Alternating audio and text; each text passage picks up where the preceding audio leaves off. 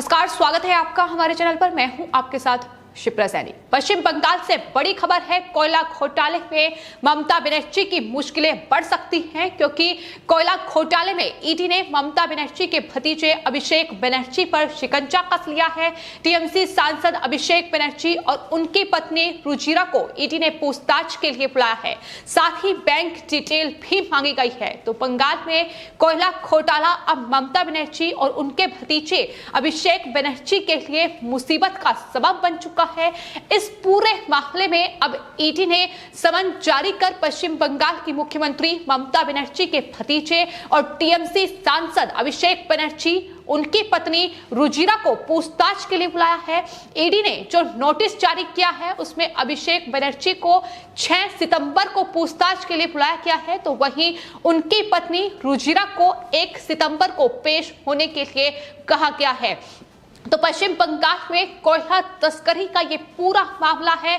करोड़ों का घोटाला हुआ है। सीबीआई पहले ही इस पूरे मामले में छानबीन कर रही है और यहां तक कि अभिषेक बनर्जी, उनकी पत्नी रुजिरा बनर्जी और साथ ही अभिषेक बनर्जी की साली से पहले ही सीबीआई पूछताछ कर चुकी है। लेकिन अब मनी लॉन्ड्रिंग के तहत ईडी ने इस पूरे मामले में अभिषेक बनर्जी पर शिकंजा कस लिया है। आपको बता दें, पूछताछ के लिए बुलाया क्या है। अलग अलग दिनों पर यह पूछताछ उनसे होगी, लेकिन उनके साथ ही ईडी ने यह भी कहा है कि वो अपनी पूरी बैंक डिटेल जो है वो ईडी को दें, क्योंकि बताया यह जा रहा है कि यह करोड़ों का घोटाला है जिसे टीएमसी सरकार की नाक के नीचे अंजाम दिया गया है। और उसमें अभिषेक बनर्जी जो कि टीएमसी के सांसद हैं और साथ ही आपको बता दें टीएमसी के राष्ट्रीय महासचिव हैं, ममता बनर्जी के भतीजे हैं, तो उन पर यह शिकंजा कसा गया है। पूछताछ आने वाले वक्त में होगी।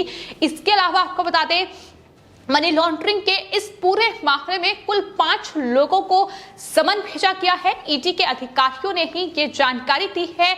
उन्होंने बताया है कि मामले से जुड़े अलग अलग लोगों को अलग अलग तारीख पर पेश होने के लिए समन जारी किया गया है। यानी हर एक बयान को इकट्ठा कर आने वाले वक्त में जो एक्शन है वो इस पूरे मामले में लिया जाएगा। आपको बता दें, ना सिर्फ अभिषेक बनर्जी, उनकी पत्नी रुजिरा, बल्कि इसके साथ ही बंगाल सीआईडी के एडीजी को भी ईडी ने समन भेजा है। यानी उनसे भी ईडी पूछताछ करेगी। चूंकि आपको बता दें, अभिषेक बनर्जी से इस कोयला तस्करी मामले में सीबीआई पहले भी पूछताछ उनकी पत्नी से कर चुकी है और उस वक्त ममता बनर्जी ने इस पूरे मामले को रफा दफा करने की पुरजोर कोशिश की थी। वो अभिषेक बनर्जी के घर पहुंच गई थी, जहां सीबीआई के अधिकारियों ने उनकी पत्नी से पूछताछ की थी। आपको बता दें, अभिषेक बनर्जी लोकसभा में डायमंड हार्बर सीट से सांसद हैं और फिलहाल बतौर सांसद उनके लिए कहीं ना कहीं मुश्किलें आने वाले वक्त में बहुत ज्यादा बढ़ सकती हैं। दरअसल अभिषेक बनर्जी और उनकी पत्नी रुजिरा से जो ईडी ने उन्हें समन भेजा है, आपको बता दें ईडी ने जो समन भेजा है, दरअसल अभिषेक बनर्जी और उनकी पत्नी रुजिरा पर यह आरोप है कि उन्होंने अपनी कंपनी में ऐसी कंपनियों और उनसे जुड़े लोगों के फंड ट्रांसफर करवाए हैं जो कोयला घोटाले में शामिल रहे हैं। आरोप यह भी है कि फंड एवज में उन कंपनियों से बोगस एग्रीमेंट करवाए गए हैं, यानी फर्जी समझौते करवाए गए हैं। अभिषेक के पिता अमित बनर्जी भी उसमें से एक कंपनी के डायरेक्टर हैं। इतना ही नहीं, कोयला घोटाले की जांच सीबीआई भी कर रही है और वहीं मीडिया रिपोर्ट्स के मुताबिक रुजिरा बनर्जी की company leaves and bound management services LLP संदेह के घेरे में है। इसके कुछ बैंकिंग ट्रांजैक्शन पर सीबीआई और ईडी को शक है। यही वजह है कि बैंकिंग डिटेल जो है वो मांगी गई है। वहीं आपको बता दें, अभिषेक बनर्जी ने जो 2017 में एक दूसरी कंपनी बनाई थी, उसमें अपनी मां के नाम पर उन्होंने ये कंपनी बनाई और इस कंपनी में उनकी पत्नी, साली और पिता अमित बनर्जी पार्टनर हैं और डायरेक्टर भी हैं। तो किस तरीके से कंपनियों की आड़ में ये फर्जीवाड़ा किया गया है, कोयले की तस्करी की गई है, ये लगातार खुलासे हो रहे हैं। ये पूरा मामला आपको बता दें, पिछले साल मई से अगस्त के बीच में सामने आया था और इस पूरे मामले में 27 नवंबर को सीबीआई की कोलकाता एंटी करप्शन ब्रांच यानी एसीबी ने पश्चिम बंगाल के कुछ हिस्सों में ईस्टर्न कोलफील्ड्स लिमिटेड यानी ईसीएल के लीज होल्ड एरिया से कोयला के अवैध खनन और उठाव के बारे में भ्रष्टाचार और आपराधिक विश्वासघात का मामला दर्ज किया था। ईसीएल सार्वजनिक क्षेत्र के उपक्रम कोल इंडिया लिमिटेड यानी सीआईएल की पूर्व स्वामित्व वाली सहायक कंपनी है जो पश्चिम बंगाल और झारखंड में कोयला खनन करती है। तो आपको बता दें पिछले साल मई अगस्त महीने में ये पूरा मामला सामने आया, जिसके बाद सतर्कता विभाग और ईसीएल टास्क फोर्स ने उस पूरे जगह का निरीक्षण किया और उस दौरान उन्होंने ये पाया कि ईसीएल के पट्टे क्षेत्र में व्यापक रूप से अवैध कोयला खनन और उसकी ढुलाई हो रही है। टीम ने तब ये भी पाया कि अवैध कोयला खनन में कई मशीनें लगी हुई हैं और ढुलाई के लिए भी वहां बड़ी संख्या में जो गाड़ियां थी वो खड़ी हुई थी। यानी टीम ने ये खुलासा किया था कि वहां उस क्षेत्र में कोयला की तस्करी हो रही है और कोयला की जो जब्त है वो बड़ी मात्रा में वहां से किया गया था। उस इलाके में कई अवैध भार मापक मशीनें भी उस वक्त उस टीम को मिली थी। इससे यह साफ पता चलता था कि अवैध खनन और कोयला ढुलाई का काम संगठित तौर पर संचालित किया जा रहा है। लेकिन उसके बाद इस पूरे मामले में सीबीआई ने केस दर्ज किया और अनूप मांझी को इस पूरे मामले का सरगना बताया। लेकिन उसके बाद से लगातार इस पूरे मामले में खुलासे हो रहे हैं।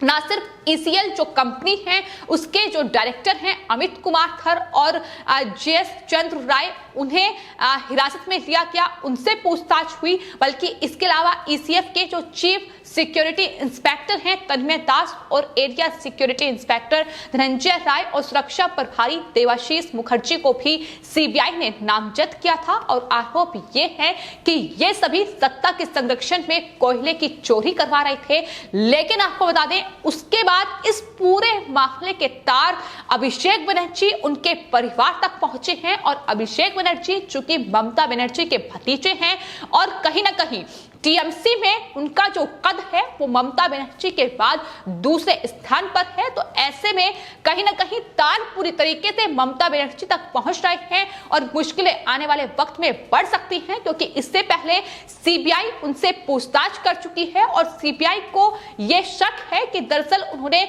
अपनी कंपनियों का इस्तेमाल करते हुए जो कोयला तस्करी में लोग शामिल थे उनसे फंड लिया है और ये फर्जी समझौते उनके द्वारा कराए गए हैं। इतना ही नहीं, जो अभिषेक बनर्जी की साली से सीबीआई ने पूछताछ की थी उसमें दरअसल सीबीआई के अधिकारियों को यह शक था कि चूंकि उनकी जो साली है वो विदेश में रहती है तो ऐसे में ये जो पैसा है ये विदेश में ट्रांसफर किया गया है। तो यही पूरा मामला है जिसको लेकर बंगाल में फिलहाल ममता बनर्जी और टीएमसी की मुश्किलें बढ़ रही हैं। लेकिन आने वाले वक्त में अब ईडी इस पूरे मामले में जांच पड़ताल करेगी। मनी लॉन्ड्रिंग के तहत ईडी अब इस पूरे मामले की जांच कर रही है, जिसमें न सिर्फ अभिषेक बनर्जी और उनकी पत्नी रुजिरा की मुश्किलें बढ़ेंगी बल्कि कहीं ना कहीं शिकंजा ममता बनर्जी पर भी कसा जा सकता है, क्योंकि ये खुलासे लगातार बंगाल में हो रहे हैं कि किस तरीके से वहां एक के बाद एक भ्रष्टाचार हो रहा है।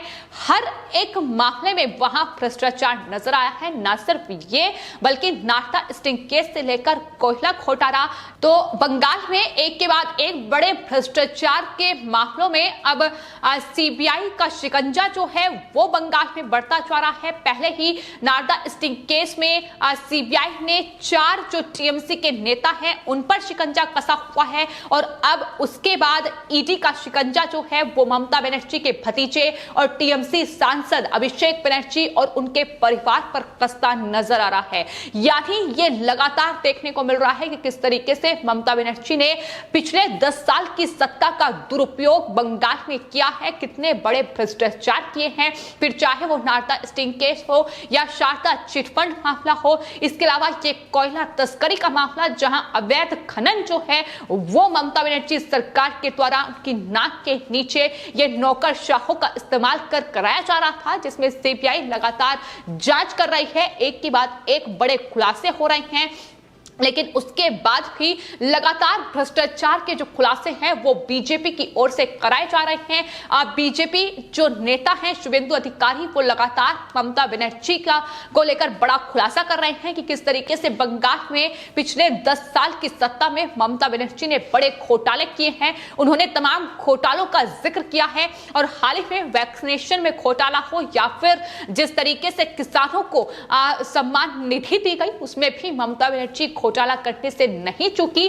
तो ये भ्रष्ट सरकार बंगाल में चल रही है जिसका पर्दाफाश आने वाले वक्त में जाहिर तौर पर होगा, क्योंकि फिलहाल सीबीआई और ईडी का एक्शन बंगाल में जारी है और आने वाले वक्त में अभिषेक बनर्जी और उनकी पत्नी रुचिरा से ईडी पूछताछ करेगी कि आखिर ये जो पूरा मामला है इसमें कहां तक जो कहीं ना कहीं जो बड़े लोग हैं इसमें पहुंचे हैं, कितना पैसा कमाया गया है, तमाम बैंक डिटेल्स मांगी गई है, दस्तावेज मांगे गए हैं और कई लोगों से पहले भी सीबीआई इस पूरे मामले में पूछताछ कर चुकी है। तो शिकंजा कस रहा है, ममता बनर्जी की मुश्किलें बढ़ रही हैं और कहीं ना कहीं मुख्यमंत्री की कुर्सी पर भी खतरा मंडरा रहा है। फिलहाल आपकी इस पूरे मामले पर क्या राय है हमें कमेंट बॉक्स में जरूर लिखें और चैनल को सब्सक्राइब करें। धन्यवाद।